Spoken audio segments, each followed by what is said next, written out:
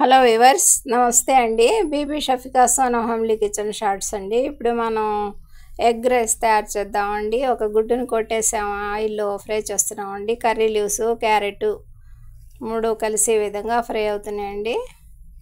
ఇందులో కొద్దిగా ఉప్పు చేర్చామండి. ఇక రెడ్ చిల్లీ పౌడర్ కూడా యాడ్ చేసామండి, పసుపు, రెడ్ చిల్లీ పౌడరు. నెక్స్ట్ ఇక ముందుగా మనం బాయిల్ చేసి పెట్టుకున్న రైస్ని ఇందులో యాడ్ చేసేద్దామండి.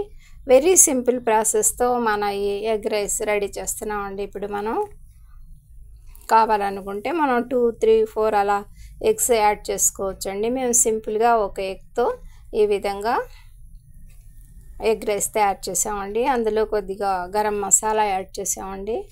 గరం మసాలా మనం ఇంట్లో కూడా తయారు చేసుకోవచ్చండి.